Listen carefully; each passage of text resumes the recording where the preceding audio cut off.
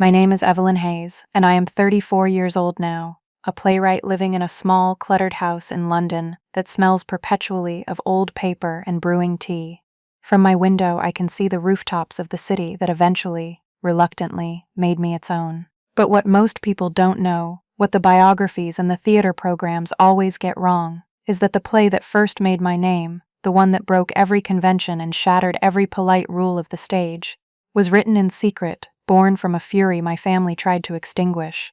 They called my passion a disgrace, a dangerous and unseemly stain on their pristine reputation. They never imagined, not in their wildest, most self-assured dreams, that they would one day be forced to sit in a velvet-lined box and give a standing ovation to the very thing they tried to destroy. The irony is a pleasure I have savored for many years. Before I dive into how a hidden manuscript, a desperate lie, and a legendary actor's boredom led to the most terrifying and vindicating night of my life, I'd love it if you could let me know in the comments where you're watching from today. And if you have ever, even once, had to hide a part of yourself to keep the peace with people who were supposed to love you unconditionally, please hit that like button so I know I'm not alone. For all the new viewers who might be stumbling upon my story for the first time, make sure you subscribe, because this is a community for people who understand what it's like to finally find your voice. My story doesn't begin in a theater, but in a house that was designed to feel like one. The Hayes estate in the countryside was a grand, cold stage set for a play about propriety and power.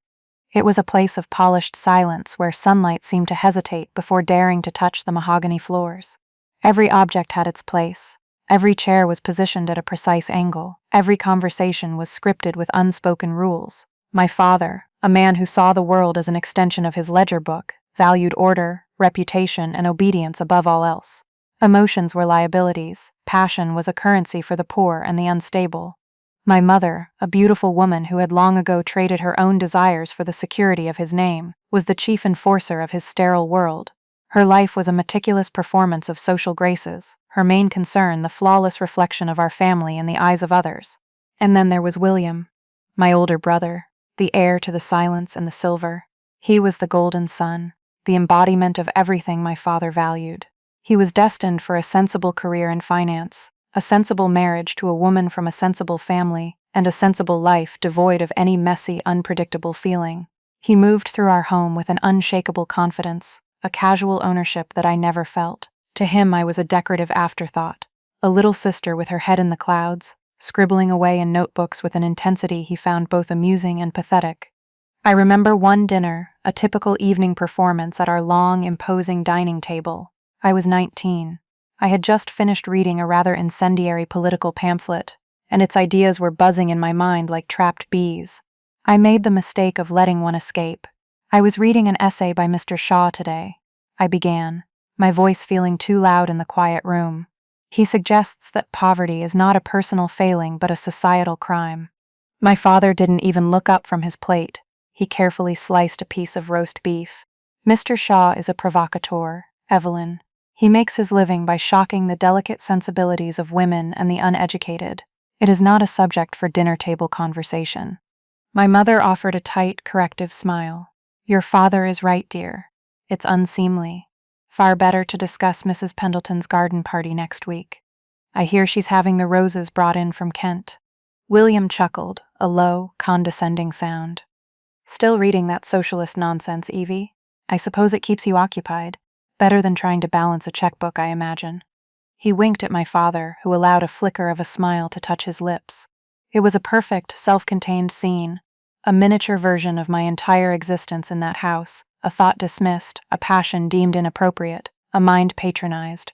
They spoke of me as if I weren't there, a piece of furniture that had suddenly and inconveniently developed an opinion. To survive in that house, I built a world within a world. My sanctuary was the old nursery on the 3rd floor. A room that had long been abandoned to dust and memory. It had a small gabled window that overlooked the sprawling, manicured grounds, a view I found more oppressive than beautiful. Here I gathered my real family, the worn-spined books by Ibsen, Wilde, and the very Mr. Shaw my father so disdained. They were my teachers, my confidants. They spoke of rebellion, of hypocrisy, of women who were more than just wives and mothers. They showed me that the discontent I felt, the sense of being an actress in a play I hadn't chosen, was not a personal madness but a shared human condition. The act of writing was my own quiet rebellion. I would sit for hours at a small, rickety desk, the scratching of my pen the only sound. The ink was a release valve for all the pressure that built up inside me during the day. On the page, I could be angry. I could be political. I could create women who screamed when they were expected to whisper, who made disastrous choices, who loved with a fierce and inconvenient passion. The characters I wrote were everything I was not allowed to be: messy, loud, and gloriously, unapologetically alive. I had one ally in my silent war. Beatrice, my old governess, had retired to a small stone cottage at the edge of the estate. Bea had been with me since I was a child, and she was the only person who had ever bothered to look past the quiet, obedient daughter and see the churning mind beneath. She had been the one to first put those forbidden books into my hands. She didn't see my passion as a flaw, she saw it as my very essence. I would sneak out to her cottage in the evenings, my latest pages hidden in a basket under a tea towel. She would read them by the fire, her brow furrowed in concentration, and then she would look at me, her eyes shining. "This fire in you, my dear," she told me one night, her hand resting on a scene I had written that was filled with barely concealed rage. "It is a gift. Do not let them quench it. They are afraid of it because they have nothing like it inside themselves." Her words were the fuel that kept me going. Bolstered by her belief, I began my most ambitious project yet. It was a play I called The Gilded Cage. It was my life, my world, distilled and dramatized. It was the story of a young woman, Cordelia, trapped in a wealthy, loveless family, who secretly yearns for a life of purpose and meaning. It was a direct assault on the polite, bloodless society my family held so dear. It was the most honest, dangerous thing I had ever written. I poured every unspoken frustration, every swallowed retort, every silent scream into its pages. The disaster, when it came, was swift and brutal. It was a Tuesday afternoon. I was in my room, so lost in Cordelia's world that I didn't hear William's heavy footsteps on the stairs. He was searching for some business ledger my father had misplaced, and, with his usual disregard for my privacy, he threw open my door without knocking. I scrambled to cover the manuscript pages spread across my desk, but it was too late. My frantic movement caught his eye. "What's all this?" he asked, his tone laced with that familiar mocking amusement. "Still scribbling in your little books, Evie?" He sauntered over, picking up a page before I could stop him. I held my breath. At first, he just glanced at it, a smirk on his face. But then his eyes narrowed. He began to read. I watched as the amusement curdled into something else, a mixture of confusion and disgust. He read a passage aloud, his voice dripping with venom.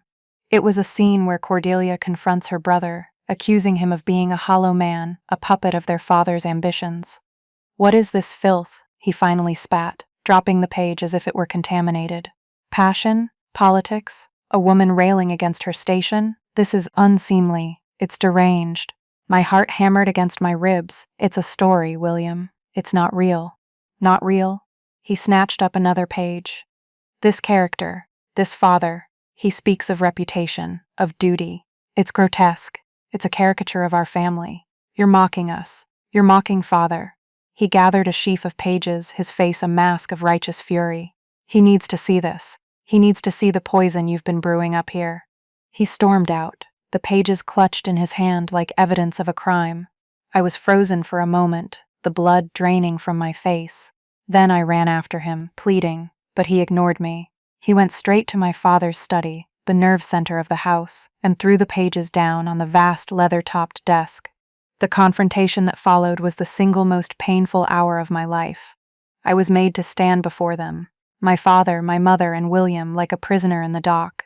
My father read passages with a cold, clinical fury, his voice tight with contempt. My mother stood beside him, her hand pressed to her chest as if she might faint from the sheer vulgarity of it all. William looked on, triumphant.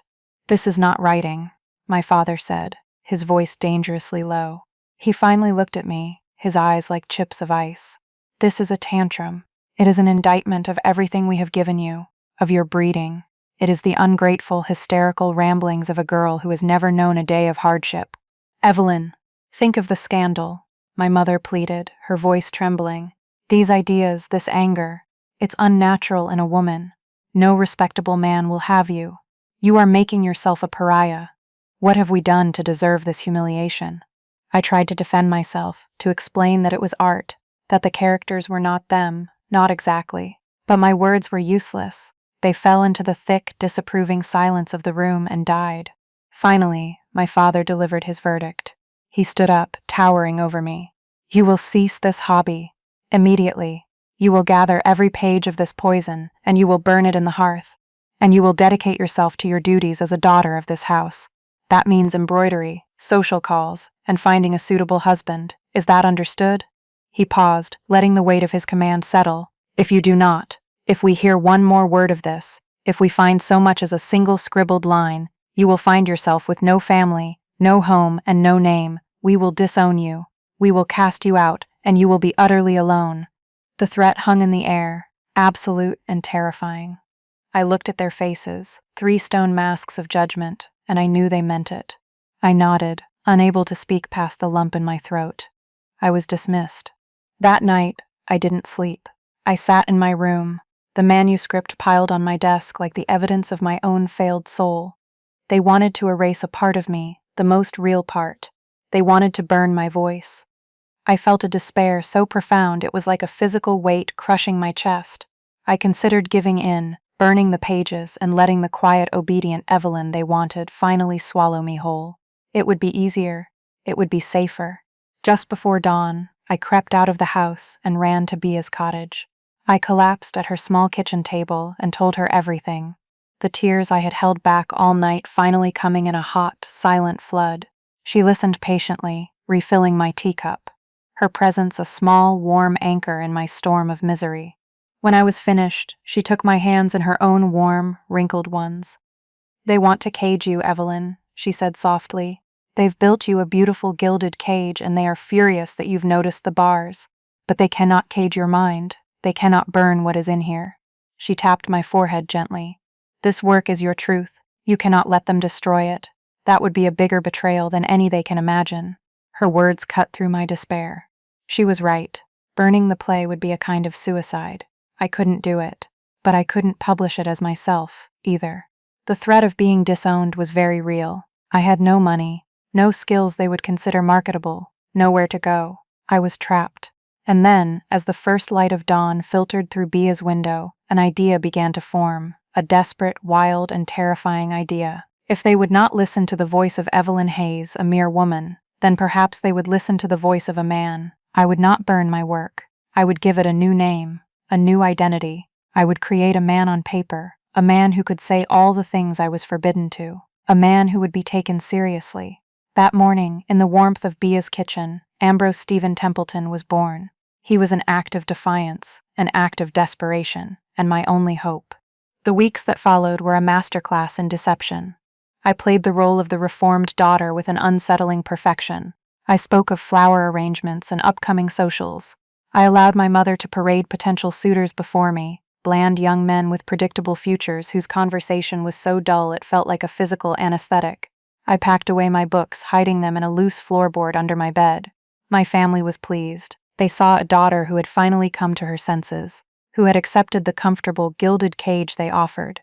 They had no idea that at night, by the light of a single, shielded candle, I was painstakingly transcribing a clean copy of my play, my hand aching but my spirit soaring with a strange, new, and dangerous sense of purpose. The logistics of becoming A.S. Templeton were a challenge. I couldn't use our home address. My father's secretary vetted all mail, so with a small amount of housekeeping money I had saved, I took a clandestine train journey to a part of London I had never seen before, a grimy, bustling district far from the manicured lawns of Mayfair. The air smelled of coal smoke and fried fish. It felt thrillingly, wonderfully real. In a small dark post office, I rented a post office box, Box 221 Boer. The address felt auspicious, a nod to a fictional man of great intellect. It would be Mr. Templeton's only link to the world.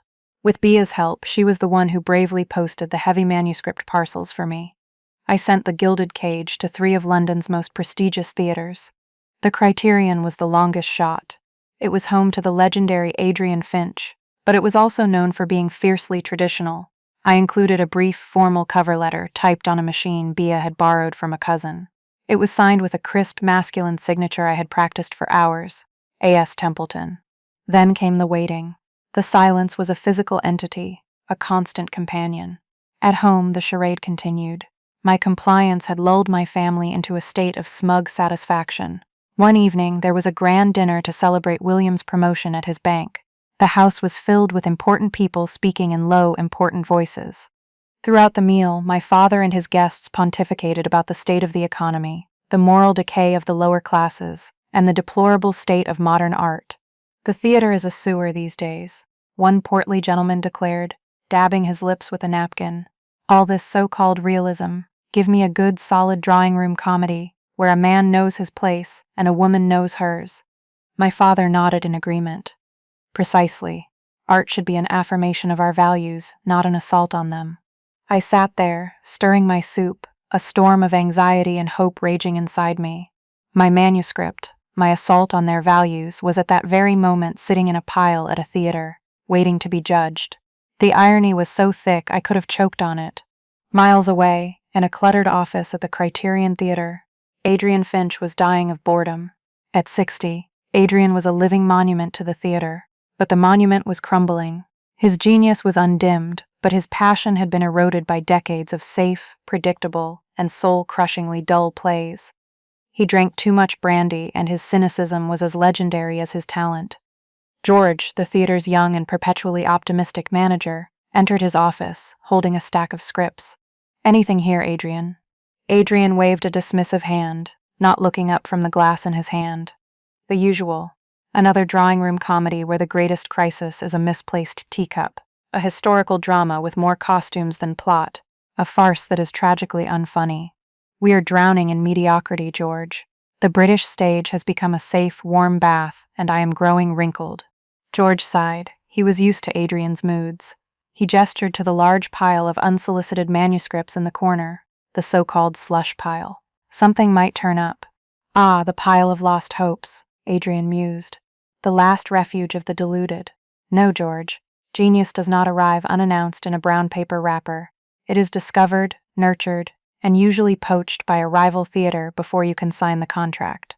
Later that week, George was sorting through the slush pile, his heart sinking with each predictable title. But one manuscript caught his eye. It was neatly bound, and the cover letter from this A.S. Templeton was remarkably concise, almost severe. There was no desperate pleading, no flowery summary. It simply stated the play's title and trusted the work to speak for itself. On a whim, driven by a flicker of intuition, he decided not to toss it. That evening, he found Adrian brooding in his office.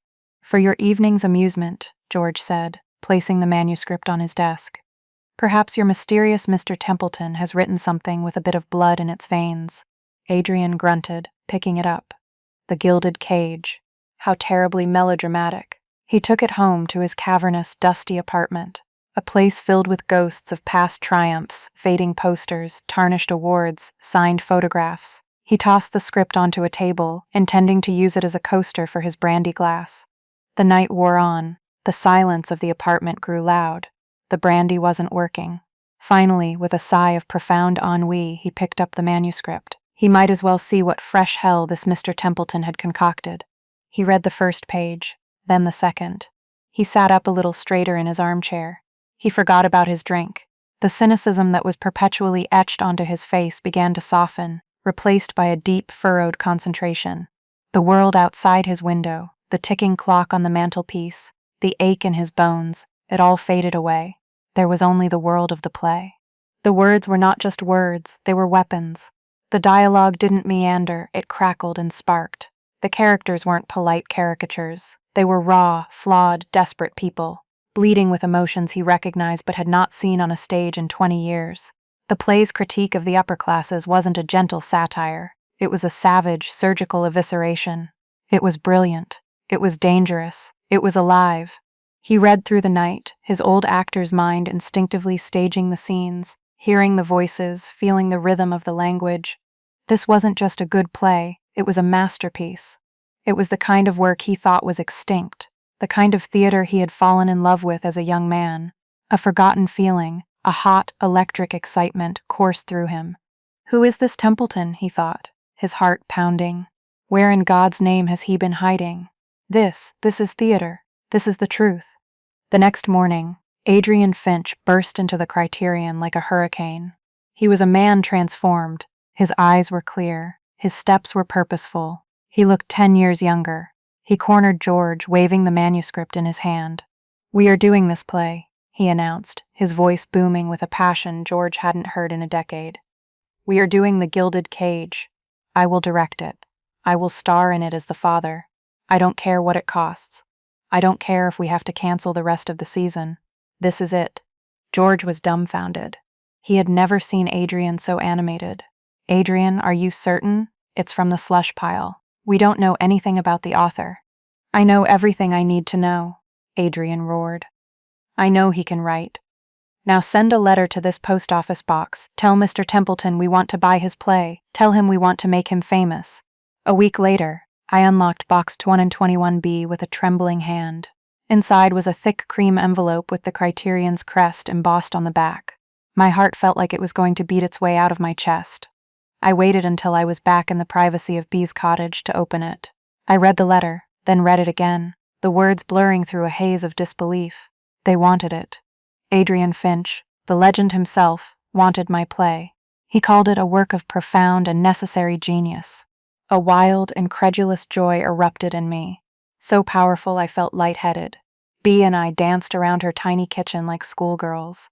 But my elation was quickly followed by a cold wave of terror. This was real, and it was going to be impossibly complicated. A correspondence began, a delicate dance of deception. I wrote my letters as Mr. Templeton, adopting a tone that was intellectual, confident, and slightly aloof. I discussed the play's themes of social entrapment and female agency with a detached academic precision. Adrian, in his replies, was effusive, passionate, a man utterly besotted with the mind he believed he had discovered. He interpreted my reserve not as fear, but as the quiet confidence of a seasoned artist who had no need for flattery. Then came the inevitable demand. "My dear Templeton," he wrote, "the rehearsals are about to begin. I must meet you. I must shake the hand of the man who has single-handedly resurrected my faith in the English language." Panic seized me. I showed the letter to Bea, my hands shaking. What do? I can't meet him. The entire deception will fall apart. Bea, ever practical, calmed me down. "Then Mr. Templeton must become more mysterious," she said. We spent the evening concocting the perfect persona for my alter ego. A.S. Templeton, we decided, was a recluse. A man of immense privacy and social anxiety who believed his work should stand entirely on its own, untainted by the cult of personality. He did not desire fame, only a stage for his words. I wrote back to Adrian, carefully explaining Mr. Templeton's eccentricities. To my astonishment and immense relief, Adrian not only accepted it, he was delighted by it. My refusal to meet him only deepened the allure. A reclusive genius. It was perfect theatrical marketing. The mystery of the unknown playwright would be irresistible to the press and the public. "Let the ghost remain a ghost, then," Adrian wrote in his final letter on the matter. "As long as he's given us his soul on these pages, I shall not complain. His voice is all that matters." And so, rehearsals began for a play written by a woman who officially did not exist. I would read about the progress in the arts pages of the newspapers at the breakfast table, my heart pounding, while my family discussed the weather. They spoke of the new play at the Criterion, the one causing such a stir. "The Gilded Cage," my mother said one morning, wrinkling her nose. "It sounds terribly common, all this talk about a mysterious author. It's just a gimmick, I'm sure." William scoffed. "Probably written by some angry degenerate in a garret, desperate for attention." I just sipped my tea, the secret burning a hole in my silence, a silence that I knew, with a thrill of both terror and triumph, would soon be broken forever. The city began to buzz with two names, Adrian Finch and A.S. Templeton. Finch's spectacular return to form was news, but the real story was the playwright. Who was he? The papers were filled with speculation. Was he a disgraced aristocrat? A radical academic? A known author testing a new style? Every theory only added another layer to the myth. The mystery became the most effective marketing campaign imaginable, and The Gilded Cage became the most anticipated theatrical event of the season. At home, I lived in a state of surreal, suspended animation. I moved through my days in a fog of quiet obedience. All the while my secret self was being lauded as the bold new voice of the English stage.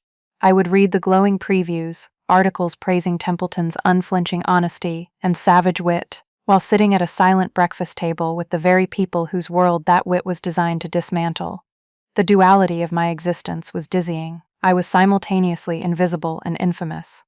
The invitations to the premiere arrived on a silver platter, delivered by the postman.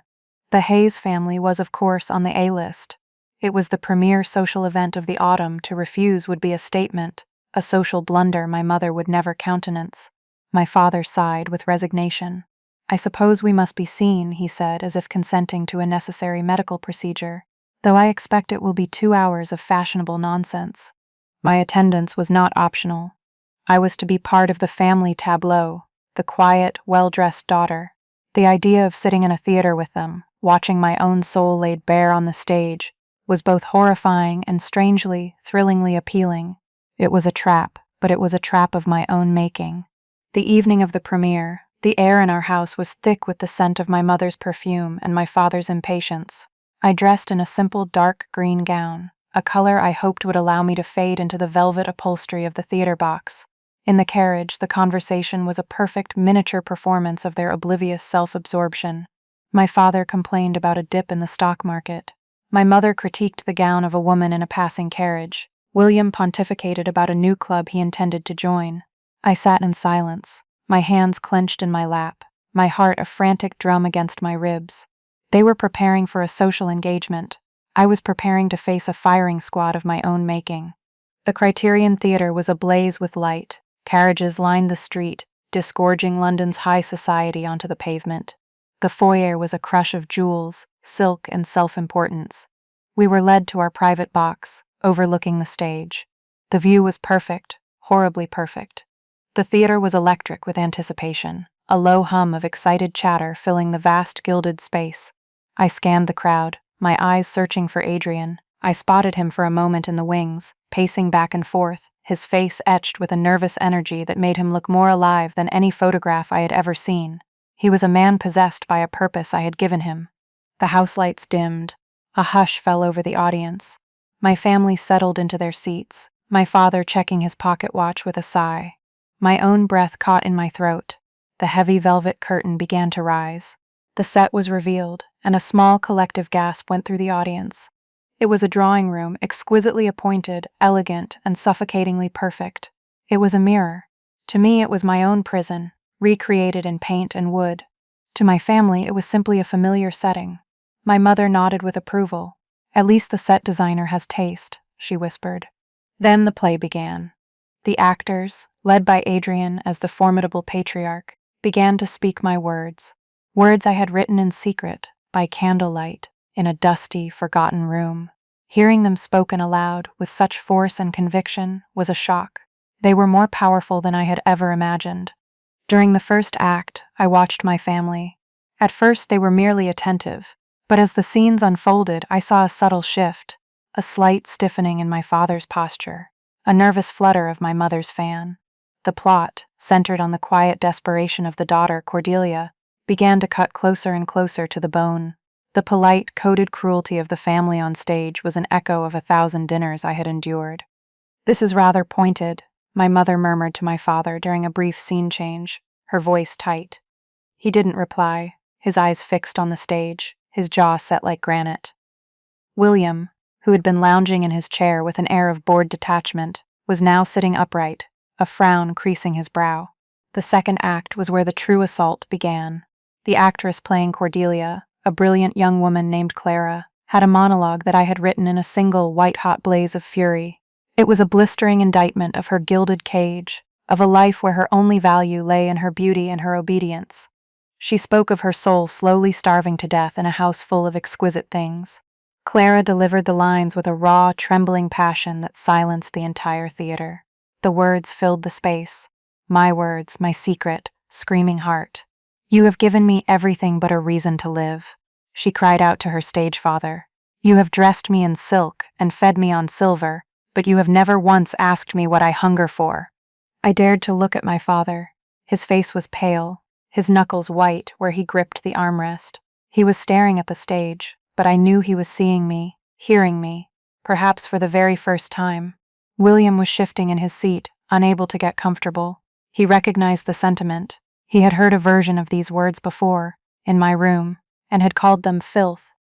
Now, those same words were holding 2,000 people in a spellbound silence. The air in our box grew thick and cold with dawning recognition. The climax of the play arrived. Cordelia, in a final, quiet act of rebellion, decided to leave her family, not for a lover, not for another man, but for herself. She was walking away from her inheritance, her name, her entire world, to find a small, uncertain life of her own. It was a radical, almost unthinkable act for a woman of her station. As she walked off the stage, leaving her stunned family behind, the audience was utterly still. The silence stretched for a beat, 2 beats, 3, and then it happened. The line I had been waiting for, the one I had planted like a time bomb. Adrian, as the father, was left alone on the stage, bewildered and enraged. He picked up a letter Cordelia had left behind. He read it, and then, in a voice choked with a combination of grief and fury, he spoke her final words from the letter, a phrase I had taken from my own life, a phrase I had once hurled at my own father in a rare moment of defiance, a phrase he had dismissed with a contemptuous wave of his hand. "You mistake comfort for happiness." Adrian's voice boomed across the silent theater. "A gilded cage is still a cage." My father's head snapped around. He stared at me, his eyes wide with a horrified, dawning comprehension. The color drained from his face. It was as if he'd been struck by lightning. He looked from me to the stage and back again. The pieces were clicking into place, forming a picture of betrayal and deception that was, for him, more shocking than anything happening on stage. William saw the look on our father's face, and he understood instantly. His smugness evaporated, replaced by a slack-jawed disbelief. My mother, seeing their expressions, looked from her husband to her daughter, her fan frozen in mid-flutter, a slow, sickening realization creeping into her eyes. They knew. In that single devastating moment, they all knew. The curtain fell. For a moment there was absolute silence.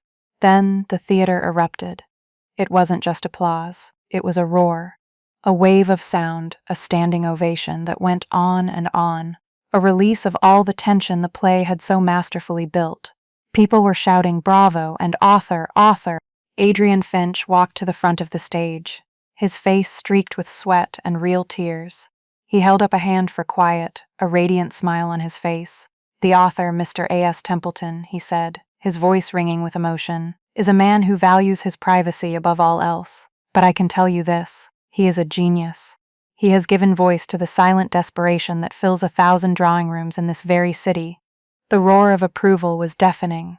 The entire audience was on its feet, cheering for the mysterious Mr. Templeton, and my family, trapped in the public glare of their private box, was forced to stand as well. They rose slowly, mechanically, their faces pale masks of shock and fury. They were surrounded by their peers, their friends, their rivals, all of them celebrating the very disgrace they had tried to burn. They clapped, their movements stiff and robotic, applauding the public triumph of their daughter's secret rebellion. And I stood with them. I rose to my feet, and I clapped for Cordelia, for Clara, for Adrian, and for myself. A single hot tear rolled down my cheek, a tear of terror, of relief, of victory. And I wasn't looking at the stage, I was looking directly at my father. The carriage ride home was a study in absolute silence. The 3 of them sat opposite me, rigid statues of fury. The air was so thick with unspoken accusations it felt hard to breathe. I was no longer afraid. The terror had been burned out of me by the stage lights and the applause. What was left was a strange, hollow calm. I had done it. The secret was out and I was still here. The world had not ended. We arrived at the house, and the silence continued as we walked through the grand, echoing hall. My father went straight to his study, leaving the door open. It was a summons. I followed him in. My mother and William trailed behind, closing the door, sealing us in. My father stood by the fireplace, his back to me, for a long moment. When he finally turned, his face was a mask of cold, controlled rage. His voice, when he spoke, was barely a whisper, which was far more terrifying than if he had shouted. "How could you?" he breathed. "How could you do this to us, to our name, to publicly air our private lives, to humiliate us in front of everyone?" For the first time in my life, I did not look away. I did not stammer an apology. I met his gaze, and I felt the spine that my words had given Cordelia finally solidify within my own back. I didn't do it to you, I said, my voice quiet but steady. I did it for me. You tried to take my voice, so I found another one. I gave it to someone you would listen to, a man. Deceit. William spat from the corner where he was lurking. You lied to everyone. You've made a mockery of this entire family. You made a mockery of me, I retorted, my voice rising slightly. You dismissed me. You patronized me. You threatened me. You saw my passion as a disease. The world, it seems, sees it as art. My mother began to weep, soft, theatrical sobs. The scandal, Evelyn. The scandal. What will people say? They will say that A.S. Templeton is a genius, I said, looking directly at my father again. And you have a choice to make. You can have a disgraced, disowned daughter who will happily tell the entire world exactly where Mr. Templeton got his inspiration. Or you can have the silent, proud family of a celebrated playwright. The world will be watching to see which you choose. But either way, I will not be silenced again, and I will not burn my work. I turned and walked out of the study, leaving them in a stunned, furious silence. I went upstairs, and with a sense of calm clarity, I began to pack a small valise. I took only a few dresses, my notebooks, and the precious books from beneath the floorboard. I had a little money from my advance. Adrian had insisted on sending a generous sum to the post office box care of Mr. Templeton. It wasn't much, but it was mine. It was the first money I had ever earned. The next morning, I came downstairs before anyone else was awake. I left a short note on the hall table, and then I walked out the grand front door without looking back. Bea was waiting for me at the end of the long drive with a hired car. As we drove away, I watched the great stone house, my gilded cage, recede in the morning mist until it was gone. I checked into a small, clean, respectable hotel for women. It was modest, but the freedom it represented felt more luxurious than any room in my father's house. I bought all the morning papers. The reviews were ecstatic. A masterpiece of the modern age. Theater is reborn. Adrian Finch in the performance of a lifetime. And everywhere the question, who is A.S. Templeton? My creation was the talk of London. The mystery was fueling a frenzy of interest. Adrian, meanwhile, was desperate to share his triumph with the playwright. A flood of letters began arriving at the post office box. Templeton, you magnificent ghost, where are you? The world is demanding to know you. We must meet. We must drink champagne and toast your genius. I knew I couldn't hide forever. The lie had served its purpose. It had gotten my voice through the door. Now it was time for the woman to step out from behind the man's shadow. I wrote a final letter from the P.O. box. It was brief. Mr. Finch, I will be at the theater tonight, after the performance. Come to the stage. On behalf of A.S. Templeton, E. Hayes. I sent it by messenger and waited.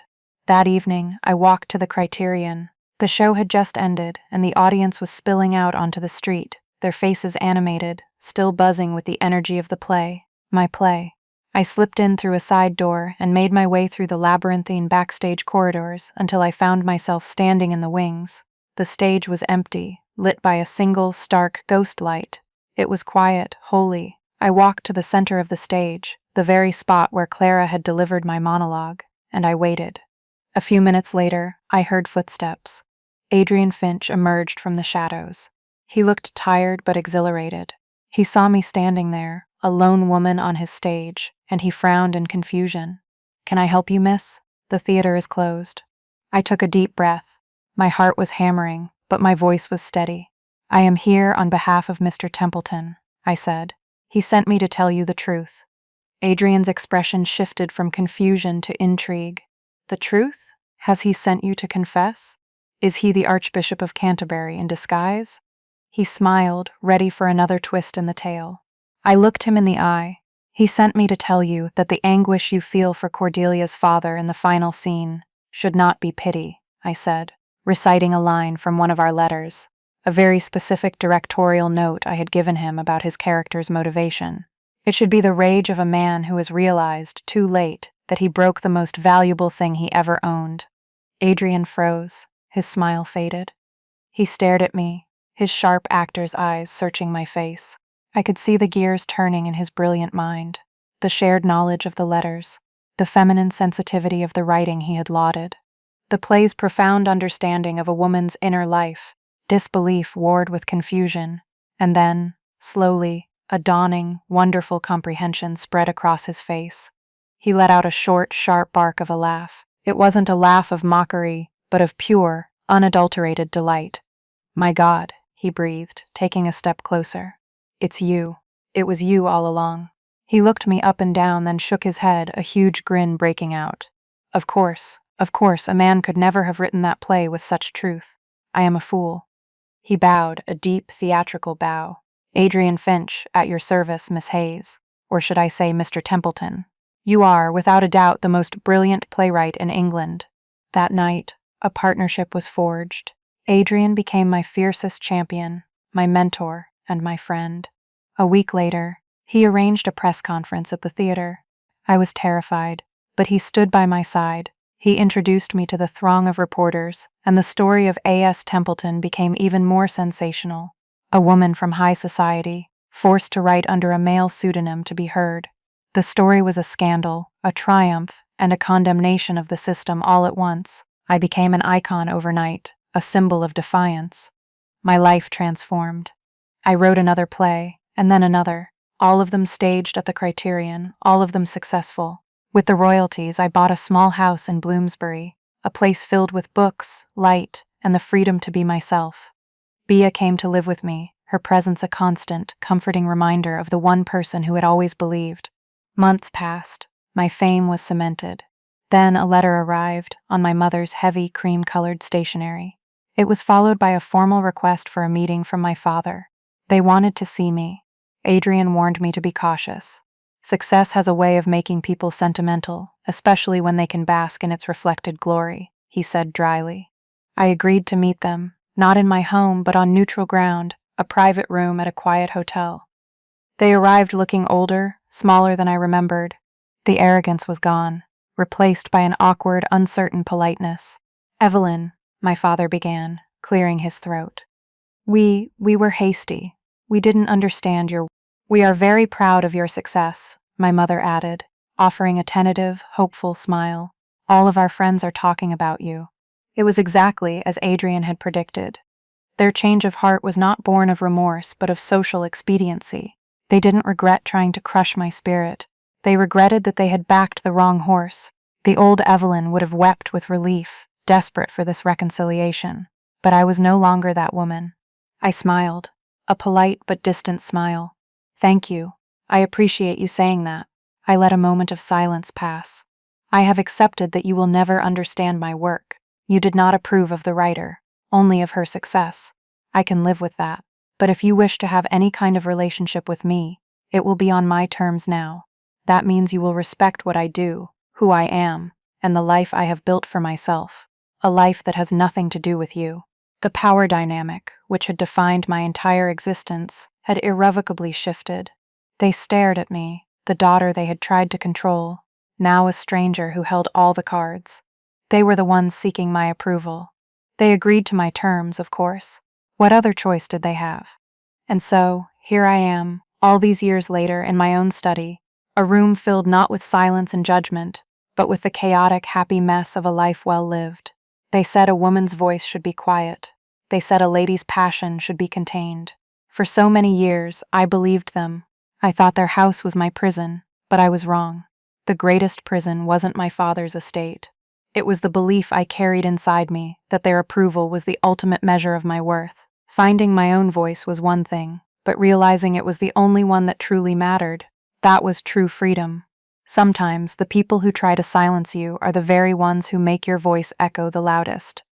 Being underestimated gave me a secret strength. It became the ink with which I wrote my own life.